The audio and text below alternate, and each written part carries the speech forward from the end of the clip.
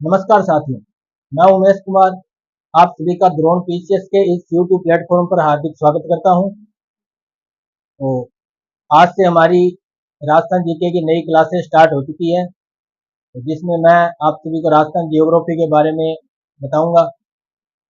तो इसमें यदि आपने अभी तक हमारे चैनल को सब्सक्राइब नहीं किया है तो चैनल को सब्सक्राइब कर लीजिएगा और बेल आइकन को प्रेस कर लीजिएगा ताकि आगामी नोटिफिकेशन आपको जल्द से जल्द आपको जल्दी से जल्दी मिल सके। तो आज तो चलो ज़्यादा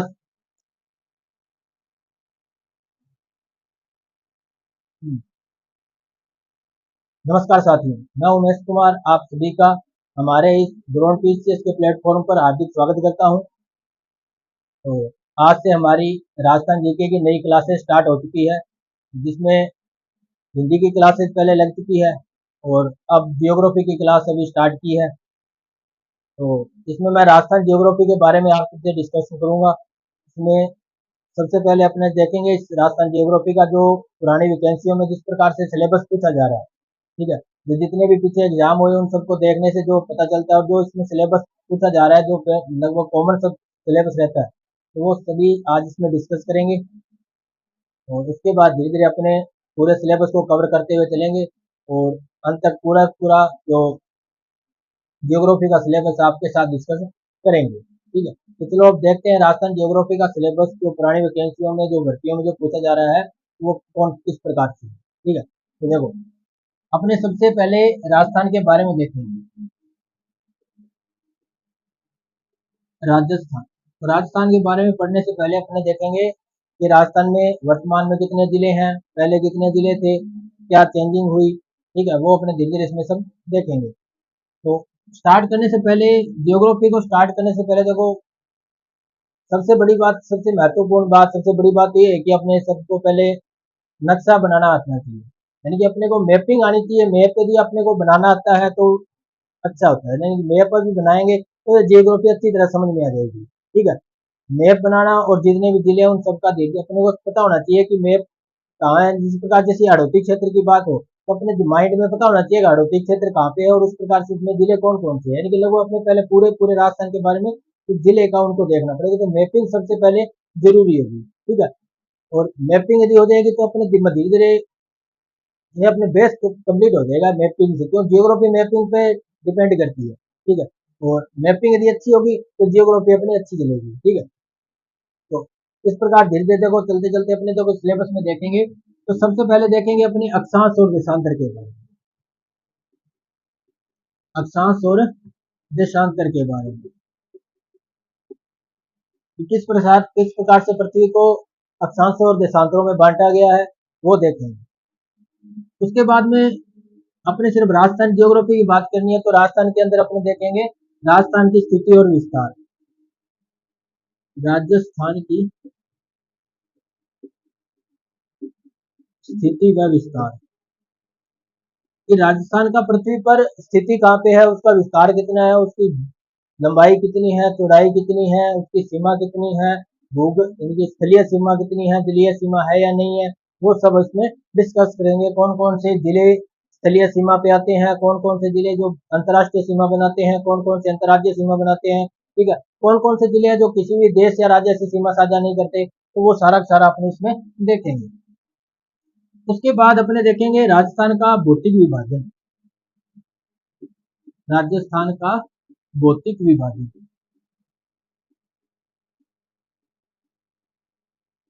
कि राजस्थान को किस प्रकार से भौतिक स्वरूप के आधार पर बांटा गया है, ठीक है। यानी कि यहाँ पे कौन कौन सी विशेषताएं हैं जिन विशेषताओं के कारण राजस्थान का विभाजन अपने कर सकते हैं, ठीक है।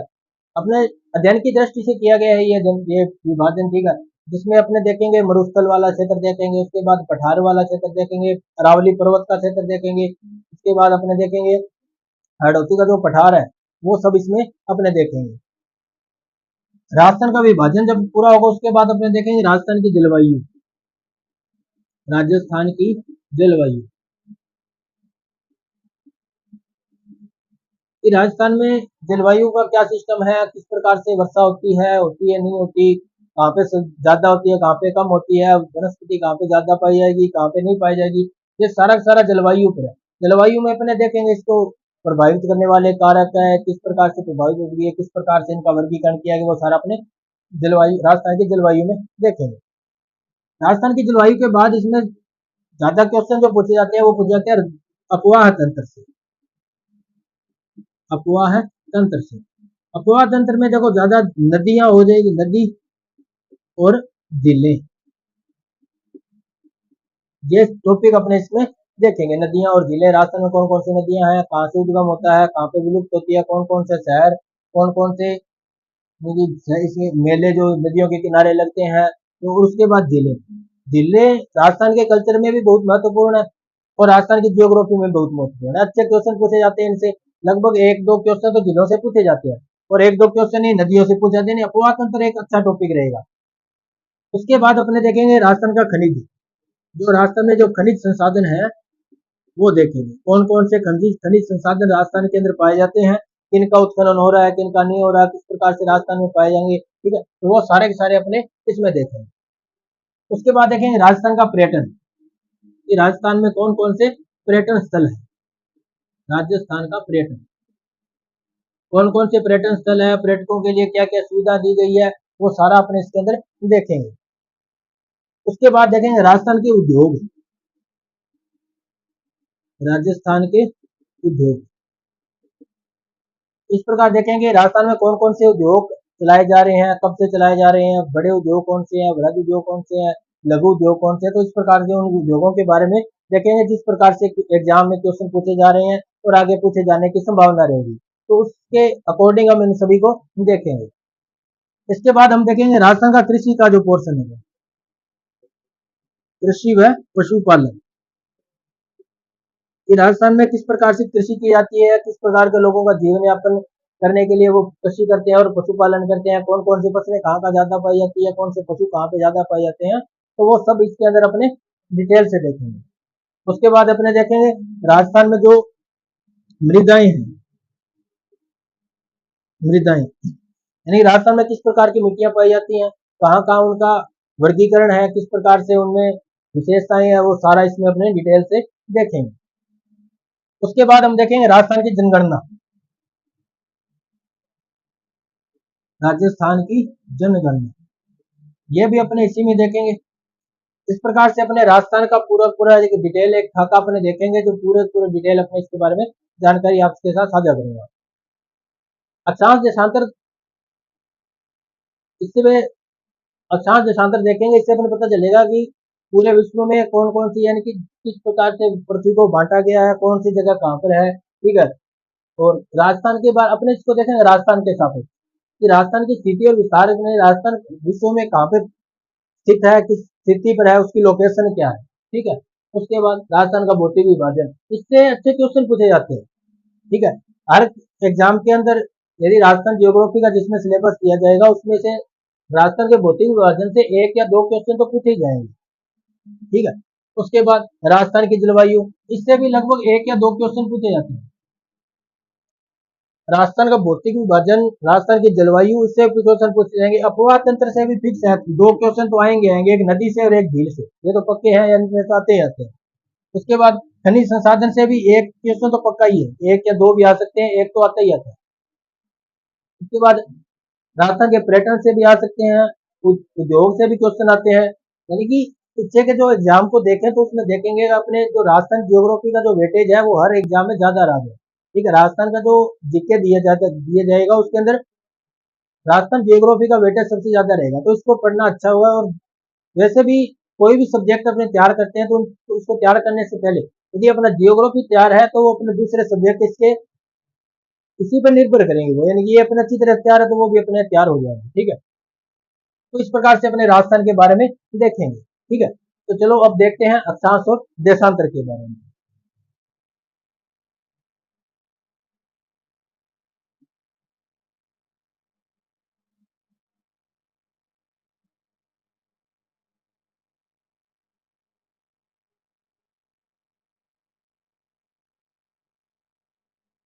तो अपने देखेंगे अक्षांश और देशांतर,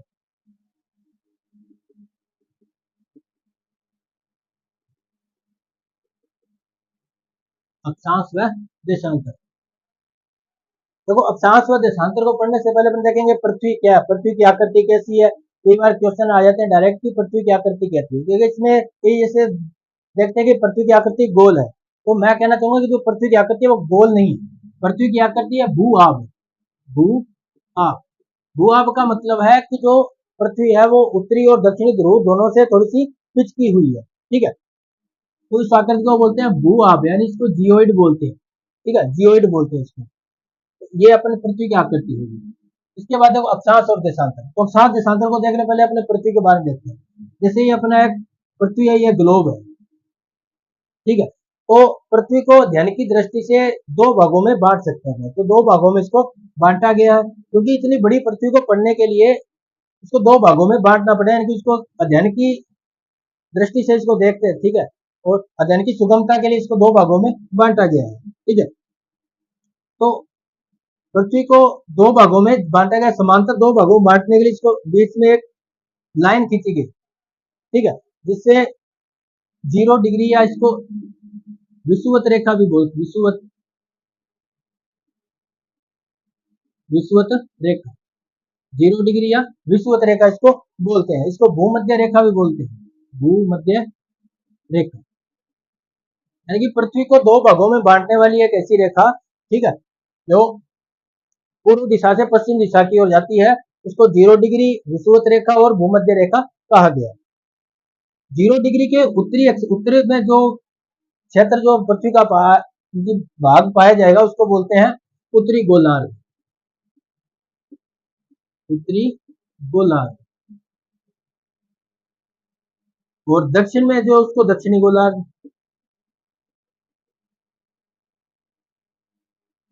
तो 0 डिग्री रेखा पृथ्वी को दो भागों में बांटती है, उत्तरी गोलार्ध और दक्षिणी गोलार्ध, ठीक है। और जीरो, और देखो उसके बाद 0 डिग्री रेखा के समांतर उत्तरी अक्षांश, उत्तरी गोलार्ध में और दक्षिणी गोलार्ध में जो 0 डिग्री या भूमध्य रेखा के समांतर जो रेखाएं खींची जाती है उन्हें बोलते हैं अक्षांश रेखाएं। तो इस प्रकार कुछ ऐसे रेखाएं खींची गई हैं,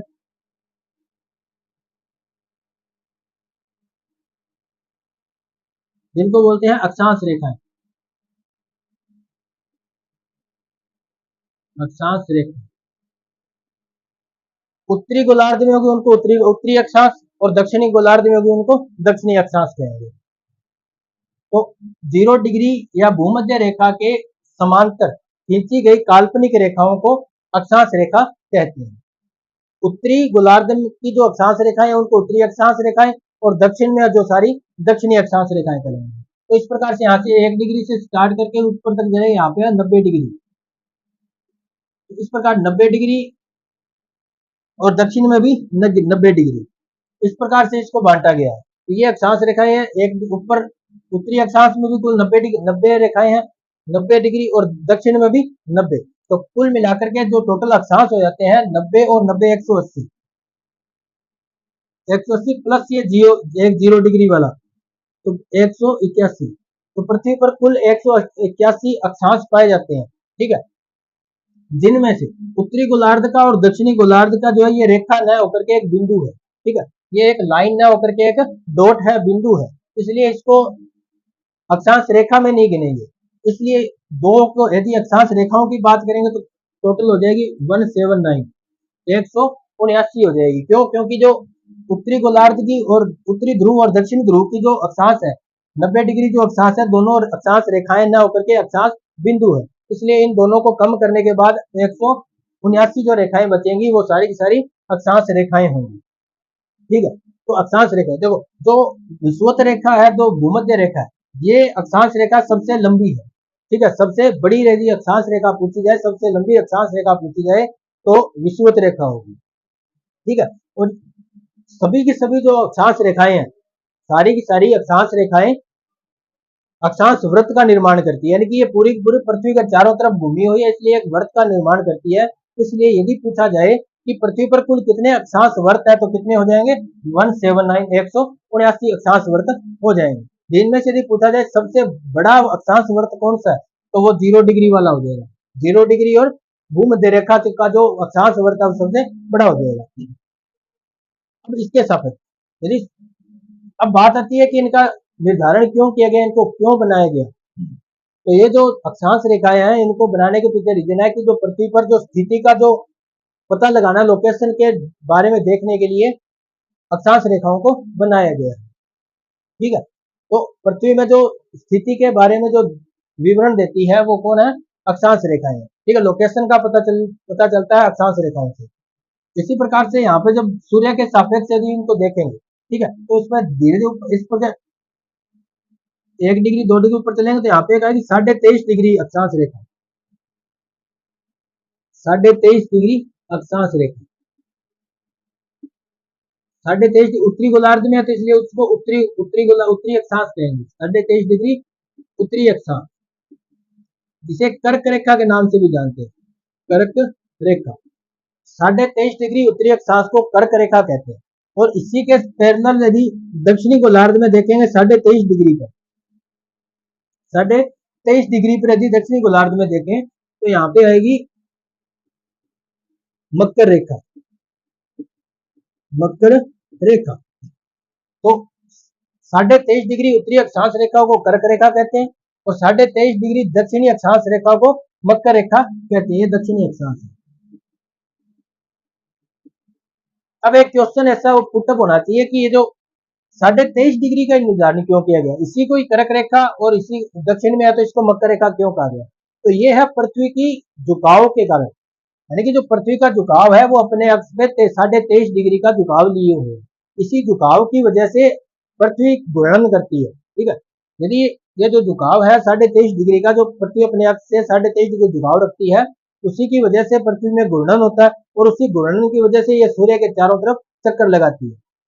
उसी घूर्णन की वजह से दिन और रात हमें दिखाई देते हैं। यदि ये घूर्णन न करे तो दिन और रात नहीं बनेंगे। यदि जहाँ पे जो सूर्य के सापेक्ष रहेगा वो उसमें पूरा हमेशा दिन रहेगा और जो सूर्य के जो विपरीत साइड में रहेगा हमेशा वहां पे रात रहेगी। इस प्रकार का यानी कि सिचुएशन हो जाए यदि पृथ्वी घूर्णन करना बंद कर दे या पृथ्वी 23.5 डिग्री अक्ष पर झुकी हुई न हो तो ये है अक्षांश रेखाओं के बारे में। ठीक है, तो जो सूर्य है वो कर्क रेखा से लेकर के और मकर रेखा के बीच में सीधा चमकता है। ठीक है, एक समय आता है जब कर्क रेखा पर सीधा चमकता है और एक समय आता है जब मकर रेखा पर सीधा चमकता है। जो कर्क रेखा पर चमकता है 21 जून को, 21 जून का जो दिन होता है उस दिन सूर्य कर्क रेखा पर बिल्कुल सीधा चमकता है। ठीक है, और उसी प्रकार से ये धीरे धीरे यहाँ से 21 जून को चला, उसके बाद ये दक्षिण में स्टार्ट हो जाएगा वापस, क्योंकि सूर्य नहीं ऊपर नीचे हो रहा है लेकिन पृथ्वी घूम रही है। पृथ्वी के घूमने के कारण ही अपने को ऐसा अपने को कल्पना होती है, अंदाज के अनुमान लगता है। उसके बाद ये धीरे धीरे इधर आएगी तो एक तारीख आएगी 23 सितंबर, 23 सितंबर, 23 सितंबर को ये जो कर्क रेखा, ये जो सूर्य है इसका जो सीधी किरणें पड़ेंगी भूमध्य रेखा। 21 जून को उत्तरी यानी को कर्क रेखा पर और 23 सितंबर को भूमध्य रेखा पर सूर्य बिल्कुल सीधा चमकता है। उसके बाद फिर ये दक्षिण में चलेगा, दक्षिणी गोलार्ध, और एक तारीख आएगी 22 दिसंबर, 22 दिसंबर। तो 22 दिसंबर को सूर्य मकर रेखा पर बिल्कुल सीधा चमकता है। ठीक है, उसके बाद वापस सूर्य ऊपर होना स्टार्ट हो जाता है, यानी कि उत्तरी गोलार्ध की तरफ जाना स्टार्ट हो जाता है। तो यहाँ से ऐसे चलेगा, तो यहाँ पे तारीख आएगी 21 मार्च, 21 मार्च, 21 मार्च को ये जो सूर्य है ये वापस भूमध्य रेखा पर आएगा। 21 मार्च को सूर्य वापस भूमध्य रेखा पर सीधा चमकेगा और उसके बाद फिर वापस ये ऊपर होना स्टार्ट हो जाएगा। जैसे ही ऊपर होगा तो अंत में जाकर के जो कर्क रेखा है, कर्क रेखा वापस 21 जून को सूर्य उत्तरी यानी कि उत्तरी गोलार्ध में हुआ। 21 जून को सूर्य वापस कर्क रेखा पर आएगा, यानी कि लेकर देखो 23 सितंबर से लेकर के और 21 मार्च, 23 सितंबर से 21 मार्च तक का जो समय है उस वक्त जो सूर्य है वो दक्षिणी गोलार्ध में रहता है। उसके बाद 21 मार्च से 23 सितंबर का जो समय है उसमें सूर्य उत्तरी गोलार्ध में रहता है। अब इससे फर्क क्या पड़ेगा, देखो यदि जब सूर्य उत्तरी गोलार्ध में होगा तो जहां पे सूर्य की सीधी किरणें पड़ेंगी वहां पे गर्मी ज्यादा होगी। ठीक है, तो यानी कि अपने यहाँ पे इस वक्त गर्मियों का मौसम रहेगा, उत्तरी गोलार्ध में जब सूर्य होगा 21 मार्च से लेकर 23 सितंबर के बीच, तो यहाँ पे उत्तरी गोलार्ध में गर्मियां होंगी, ठीक है, और गर्मियां होंगी और यहाँ पे दिन बड़े व रात छोटी होंगी। यानी कि जब सूर्य उत्तरी गोलार्ध में होगा तो उत्तरी गोलार्ध में दिन बड़े व रात छोटी होंगी। उसी प्रकार से इसके विपरीत हो जाएगा, जब सूर्य उत्तरी गोलार्ध में है तो दक्षिणी गोलार्ध में सर्दियां होंगी, उत्तरी गोलार्ध में गर्मियां होंगी तो दक्षिणी गोलार्ध में सर्दियां होंगी, ठीक है। तो सर्दियां दक्षिणी गोलार्ध में कब होगी? जब सूर्य उत्तरी गोलार्ध में होगा, ठीक है। यानी 21 मार्च से लेकर के 23 सितंबर तक दक्षिण गोलार्ध में सर्दियों का मौसम रहता है, ठीक है। और उसके बाद दिन छोटे हो जाएंगे और रात बड़ी हो जाएगी। जो दक्षिणी गोलार्ध में इस वक्त दिन छोटे व रात बड़ी होंगी। और उसके बाद जब ये सूर्य वापस दक्षिणी गोलार्ध में जाएगा, 23 सितंबर से लेकर के 21 मार्च तक जब सूर्य दक्षिणी गोलार्ध में रहता है, तो उत्तरी गोलार्ध के अंदर सर्दियां रहेंगी और दक्षिणी गोलार्ध में गर्मियां रहेंगी, ठीक है। और सूर्य जब दक्षिणी गोलार्ध में होगा तो दक्षिणी गोलार्ध में दिन बड़े व रात छोटी होंगी और उत्तरी गोलार्ध में दिन छोटे व रात बड़ी होंगी। तो इस प्रकार का जो सिचुएशन है, जो सूर्य के सापेक्ष इन कर्क रेखा और मकर रेखा के बीच में सूर्य की गति के कारण दिखाई देता है। ये गति सूर्य की नहीं है, यह गति पृथ्वी की है, लेकिन जो हमें आभास होता है वो यही होता है कि सूर्य की गति है। उसके बाद 23.5 डिग्री और ऊपर चलेंगे तो यहाँ पे है 66.5 डिग्री, 66.5 डिग्री उत्तरी अक्षांश और इसी प्रकार से दक्षिण में 66.5 डिग्री दक्षिणी अक्षांश, 66.5 डिग्री उत्तरी अक्षांश और 66.5 डिग्री दक्षिणी अक्षांश। 66.5 डिग्री उत्तरी अक्षांश को बोलते हैं आर्कटिक वर्त, आर्कटिक वर्त, और 66.5 डिग्री दक्षिणी अक्षांश को बोलते हैं अंटार्कटिक वर्त, अंटार्कटिक वर्त। तो इस प्रकार से अक्षांश रेखाएं, देखो जो अक्षांश रेखाएं हैं वो स्थिति बताने के काम आती है। और उसके बाद देखो दो अक्षांश रेखाओं के बीच की जो दूरी है, दो अक्षांश रेखाओं के बीच की दूरी 111 किलोमीटर, दो अक्षांश रेखाओं के बीच की दूरी 111 किलोमीटर है। तो ये जो अक्षांश रेखाएं हैं ये स्थिति के साथ साथ दूरी बताने का भी काम करती है, ठीक है। ये जो अक्षांश रेखाएं हैं ये स्थिति बताने के साथ साथ दूरी बताने का भी काम करती है। दो अक्षांश रेखाओं के बीच में 111 किलोमीटर की दूरी है और प्रत्येक अक्षांश रेखाएं एक दूसरी अक्षांश रेखाओं के समांतर हैं, बिल्कुल एक दूसरे को कभी भी नहीं काटती, ठीक है, बिल्कुल पैरेलल चलती है एक दूसरे के। और दो अक्षांश रेखाओं के बीच के क्षेत्र को बोलते हैं कटिबंध, दो अक्षांश रेखाओं के बीच के क्षेत्र को बोलते हैं कटिबंध। इसी आधार पर यानी कि पृथ्वी को कुल 5 कटिबंधों में बांटा गया है, ठीक है, कुल 5 कटिबंधों में बांटा गया है, जिसमें से देखो जिसमें ढाई जैसे कर्क रेखा से मकर रेखा के बीच के जो बोलते हैं उसको बोलते हैं उष्ण कटिबंध। कर्क रेखा और मकर रेखा के बीच का जो क्षेत्र है, जो भूभाग है, उसको बोलेंगे उष्ण कटिबंध। यानी कि सूर्य यहाँ पे लगभग पूरा साल सीधा चमकता है, कर्क रेखा और मकर रेखा के बीच में सूर्य लगभग सीधा चमकता है, तो उसको बोलते हैं कटिबंध। वहां पे गर्मी यानी कि गर्मी सबसे ज्यादा रहती है, ठीक है, सूर्य का ताप सबसे ज्यादा रहता है और सूर्य का जहाँ पे ताप सर्वाधिक होगा और यहाँ का जो क्षेत्र है वो लगभग समुद्री क्षेत्र है, तो सूर्य का ताप ज्यादा है और आर्द्रता भी ज्यादा है। तो इस वजह से जो सर्वाधिक जो वर्षा होती है वो भी इसी क्षेत्र के बीच में होती है और सूर्य का ताप है, वर्षा भी है, तो यहाँ पे जो सघन वन वो इसी क्षेत्र में पाए जाएंगे।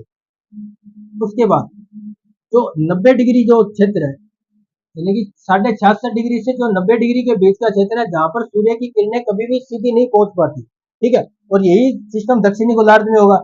66.5 डिग्री दक्षिणी अक्षांश और 90 डिग्री दक्षिणी अक्षांश तक सूर्य की किरणें सीधी नहीं पहुंच पाती, इस वजह से इन दोनों पर लगभग सर्दियां रहती है, ठीक है, लगभग 12 महीने यहाँ पे बर्फ जमी रहती है, ठीक है, इसलिए यहाँ के क्षेत्र को बोलते हैं शीत कटिबंध, शीत कटिबंध, इसी को भी शीत कटिबंधी बोलेंगे।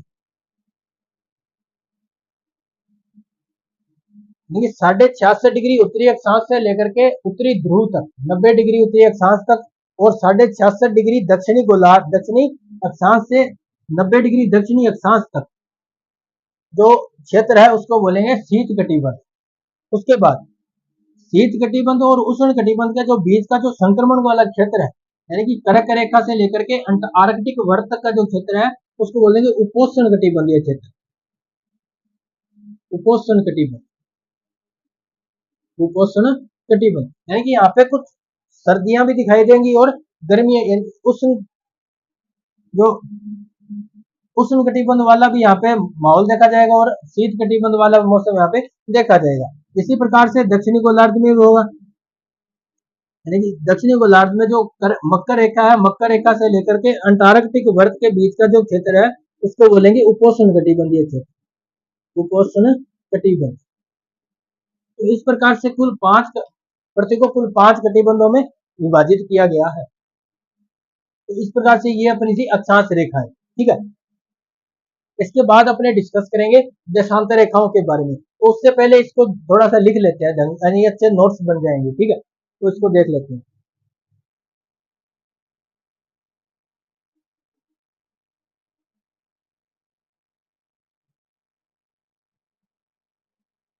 तो अक्षांश देशांतर रेखाओं में पहले अपने देखते हैं अक्षांश रेखा। अक्षांश रेखा, पहली बात तो कहते हैं किसे, तो इसमें अपने देखेंगे भूमध्य रेखा के समांतर खींची गई काल्पनिक रेखाएं,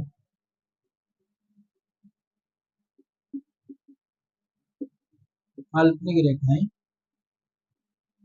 अक्षांश रेखाएं कहलाती है, अक्षांश रेखाएं कहलाती। उसके बाद यदि तो भूमध्य रेखा, तो भूमध्य रेखा यानी कि पृथ्वी पर जो पूर्व से पश्चिम की ओर खींची गई है काल्पनिक रेखा, जो पृथ्वी को लगभग दो पूरे बराबर दो भागों में बांटती है, उसे भूमध्य रेखा कहते हैं। अब देखें पृथ्वी पर कुल अक्षांश, पृथ्वी पर कुल अक्षांश, तो पृथ्वी पर कुल अक्षांश हो जाएंगे 90 उत्तरी गोलार्ध के और 90 दक्षिणी गोलार्ध के, और प्लस भूमध्य रेखा, तो कुल हो जाएंगे 181। तो पृथ्वी पर कुल अक्षांश 181 है। और यदि 100 अक्षांश रेखाओं की बात करें, तो पृथ्वी पर अक्षांश रेखाएं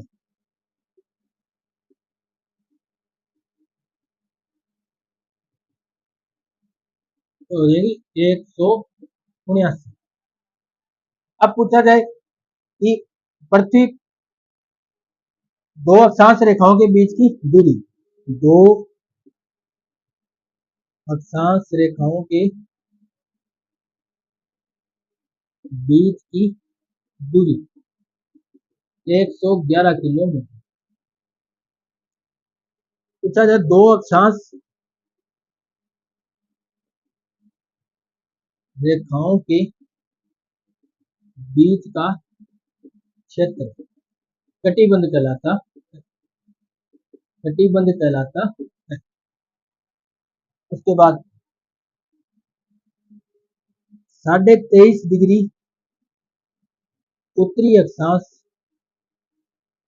को कर्क रेखा कहते हैं, कर्क रेखा। 23.5 डिग्री दक्षिणी अक्षांश, इसको मकर रेखा कहते हैं, मकर रेखा। तो इस प्रकार की अक्षांश रेखाएं हैं। सूर्य मकर रेखा और कर्क रेखा के बीच में सीधा चमकता है। दो अक्षांश रेखाओं के बीच का क्षेत्र कटिबंध कहलाता है। दो अक्षांश रेखाओं के बीच की दूरी 111 किलोमीटर है। पृथ्वी पर कुल 181 अक्षांश है और 179 अक्षांश रेखाएं हैं। अक्षांश वर्त पूछे तो भी 179 ही होंगे। तो ये तो है अक्षांश रेखाओं के बारे में। अब अपने देखेंगे देशांतर रेखा।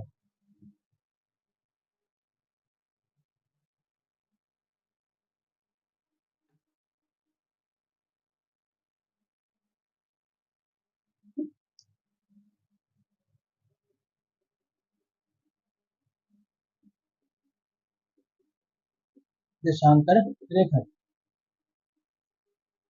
देशांतर रेखाएं। पृथ्वी पर उत्तरी ध्रुव से दक्षिणी ध्रुव को मिलाने वाली काल्पनिक रेखाएं जो ग्लोब पर खींची गई हैं, उन सभी को देशांतर रेखाएं बोलते हैं। जैसे ये देखो, ये उत्तरी ध्रुव और ये दक्षिणी ध्रुव, इनको मिलाने वाली ये काल्पनिक रेखाएं देशांतर रेखाएं कहलाती हैं।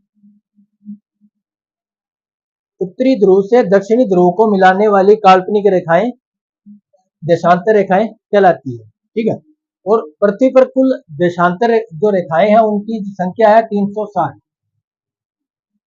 प्रत्येक देशांतर रेखा का बीच का कोण 1 डिग्री रहता है। तो इस प्रकार पूरे गोले का जो कोण होगा वो 360 और 360, इसी प्रकार से कुल कितनी रेखाएं हो जाएगी? 360। तो पृथ्वी पर कुल 360 देशांतर रेखाएं हैं। ठीक है। अब देखो इसमें पता, इस अध्ययन के लिए, इसको सुगम बनाने के लिए, इसको सरल बनाने के लिए कि कहां से स्टार्ट करें इसको। ठीक है, कहां से इनकी गिनती स्टार्ट करें ताकि अपने को पता चले कि 1 डिग्री देशांतर है, 2 डिग्री देशांतर है। देखो पृथ्वी गोल है, ठीक है, तो गोल है तो ऐसे तो पता नहीं लगेगा कि कौन सा कहां से स्टार्ट हो रहा है।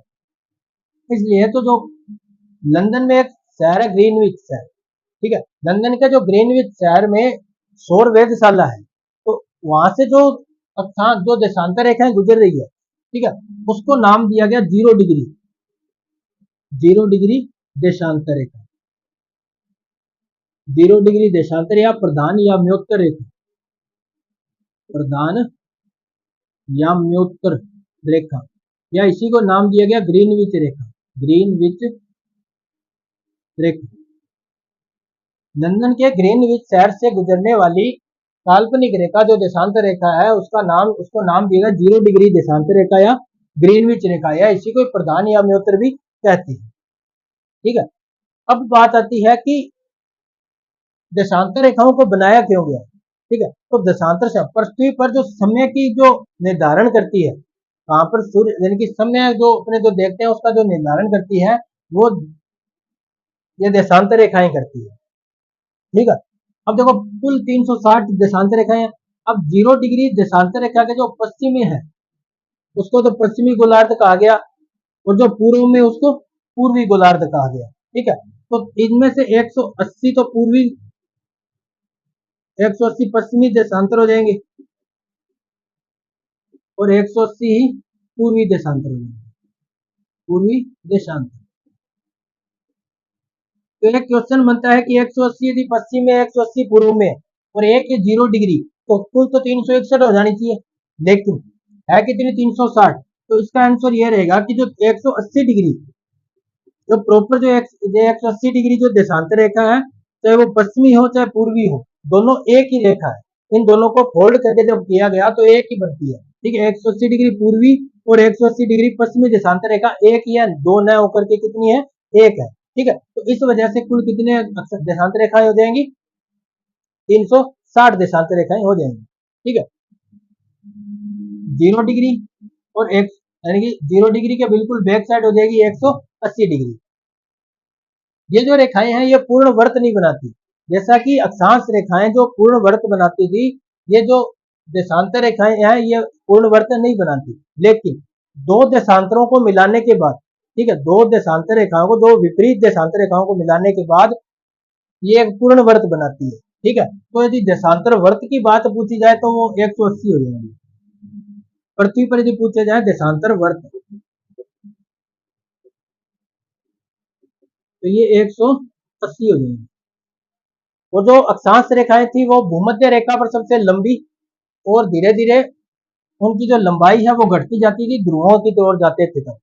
लेकिन देशांतर रेखाएं सभी एक जैसी हैं। ठीक है, सभी की लंबाई एक जैसी है, तो इसलिए ऐसा नहीं पता, इसमें ऐसा नहीं बताया जा सकता कि कौन सी देशांतर रेखा सबसे बड़ी है, कौन सी छोटी है। ठीक है, तो सभी देशांतर रेखाओं की लंबाई एक जैसी है, और इनके बीच की जो दूरी है, दो देशांतर रेखाओं के बीच की दूरी है, दो देशांतर रेखाओं के बीच की दूरी। अब देखो यदि ये इस भूमध्य रेखा है तो भूमध्य रेखा वाले क्षेत्र में तो देखो इनकी दूरी सबसे ज्यादा होगी, और जैसे जैसे ध्रुवों की ओर जाएंगे तो इनकी दूरी कम होती जाएंगी, और ध्रुवों पर जाकर के इनके बीच की जो दूरी है वो बिल्कुल कम हो जाएगी, बिल्कुल 0 डिग्री, सभी एक जगह पे जाके मिल जाएंगी। तो इसलिए जो भूमध्य रेखा पर इसकी जो लंबाई है, जो यानी कि दूरी है दो देशांतर रेखाओं के बीच की, वो सबसे ज्यादा रहेगी और ध्रुवों पर बिल्कुल भी कम हो जाएगी। तो जो भूमध्य रेखा पर जो इसकी जो लंबाई है, इन दोनों के बीच की जो दूरी है वो लगभग 111 किलोमीटर, लगभग 111 किलोमीटर, 111 किलोमीटर पॉइंट कुछ लगभग 111 किलोमीटर है। तो धीरे धीरे उत्तरी गोलार्ध में जाएंगे तो इसकी इन दोनों के बीच की दूरी कम हो जाएगी। अब कुछ है दो देशांतर रेखाओं के बीच का क्षेत्र।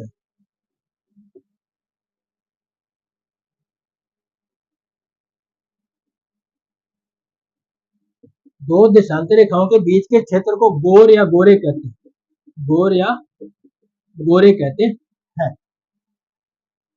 ये जो देशांतर रेखाएं हैं ये समय की गणना के लिए काम आती है, ठीक है। देशांतर रेखाओं की जो काम है इनका वो है समय की गणना करना, ठीक है। अब देखो समय की गणना के लिए जो 180 डिग्री जो देशांतर रेखा है, 180 डिग्री देशांतर रेखा है, उसको समय रेखा माना जाता है, मानक समय रेखा 180 डिग्री को माना जाता है। यानी कि 180 डिग्री के पश्चिम का जो टाइम है और जो पूर्व का टाइम है वो दोनों अलग अलग होंगे। तो सूर्य जो उगता है, यानी कि जो सबसे पहले जो टाइम स्टार्ट माना जाता है वो 180 डिग्री देशांतर रेखा से माना जाता है, क्योंकि बाकी यदि दूसरी जगह स्थलीय भागों से, बाकी सारे जो देशांतर है वो सारे सारे स्थलीय भागों से गुजरते हैं, लेकिन 180 डिग्री एक ऐसा देशांतर है जो जलीय भागों से गुजरता है। ऊपर से यदि देखेंगे तो आर्कटिक सागर से, आर्कटिक महासागर से चलता हुआ उसके बाद प्रशांत महासागर यानी बेरिंग जल संधि से होकर के वो प्रशांत महासागर, और उसके बाद वो न्यूजीलैंड के थोड़ा सा पास से होकर के दक्षिणी महासागर तक की तरफ जाता है। तो इस यानी कि वो पूरा का पूरा समुद्री क्षेत्र से जाता है, तो इसलिए वहां के उस समय की गणना के लिए उसको माना गया ताकि किसी भी स्थलीय भाग में कोई भी अव्यवस्था न फैले, ठीक है। अब 0 डिग्री 180 डिग्री से समय स्टार्ट माना जाता है, यानी कि जो 180 डिग्री पर जब सूर्य लंबो चमकता है तो वहां का जो समय है उसके बाद धीरे धीरे सभी जगह का समय माना जाता है। और एक होता है मानक समय और एक स्थानीय समय, एक तो मानक समय और एक होता है स्थानीय समय, स्थानीय समय। मानक समय तो वो होता है जो पूरी जगह हर जगह पर एक साथ देखा जाता है, ठीक है। मानक समय यानी कि जो लगभग सभी जगह पर उनके लिए एक ही समय माना गया उसको। और स्थानीय समय किसी भी पर्टिकुलर जगह का जो समय, पर्टिकुलर यानी कि किसी भी देशांतर पर जब सूर्य यानी सीधा चमकेगा, किसी भी देशांतर पर यदि सूर्य सीधा चमक रहा है तो वहां का जो समय होगा वो लगभग 12 बजे होंगे, दोपहर के 12 बजे, क्योंकि सूर्य बिल्कुल सीधा चमक रहा है तो वहां का जो टाइम क्या होगा 12 बजे, ठीक है। अब ये देखो कुल पृथ्वी पर 360 देशांतर है, तो हर 1 घंटे यानी हर जगह हर देशांतर पर भी 12 बजेंगे टाइम के साथ, ठीक है। तो इस प्रकार से इसकी अव्यवस्था न फैले इसके लिए कुछ एक मानक समय माना गया, कुछ एक पर्टिकुलर जगह का यानी कि कुछ एक भूभाग ले लिया, उनको सबको जोड़ करके वहां का एक टाइम निकालेगा। जैसे भारत का मानक समय, भारत का मानक समय 82.5 डिग्री देशांतर को माना गया, 82.5 डिग्री पूर्वी देशांतर को माना गया, 82.5 डिग्री पूर्वी जो देशांतर है उसको भारत का मानक समय माना गया है, ठीक है। और जो विश्व का जो मानक समय मानते हैं उसको 180 डिग्री को मानते हैं, उसके बाद दिन नया स्टार्ट हो जाता है, ठीक है। जैसे 180 डिग्री है ये, तो इस पर देखो इसका जो पूर्व में जो क्षेत्र होगा यानी कि 180 डिग्री का जो पूर्व में जो क्षेत्र होगा वहां का जो टाइम है और उसके दोनों में एक दिन का डिफरेंस आएगा, ठीक है। पश्चिम 180 डिग्री के पश्चिम और पूर्व में एक दिन का डिफरेंस आएगा। पश्चिम में चलने के बाद जैसे ही अपने पश्चिम में जाएंगे तो टाइम कम होता जाएगा, ठीक है। पश्चिम में जाएंगे तो धीरे धीरे टाइम में कमी होती जाएगी, और जैसे पूर्व में चलेंगे तो टाइम में बढ़ोतरी होती जाएगी। और स्थानीय समय जहां किसी भी देशांतर पर जब सूर्य सीधा चमकता है तो वहां का टाइम होता है जो उसको स्थानीय समय माना जाता है। तो ये इस प्रकार से अपने आज अक्षांश और देशांतर के बारे में देखा। देशांतर के बारे में जो कुछ बच गया वो अपने अगली वीडियो में देखेंगे। ठीक है, तो कैसी लगी ये वीडियो आप कमेंट करके जरूर बताना। अच्छी लगे तो लाइक कर देना, शेयर कर देना, और चैनल को अभी तक सब्सक्राइब नहीं किया तो चैनल को सब्सक्राइब कर दीजिएगा और बेल आइकन प्रेस कर देना। धन्यवाद।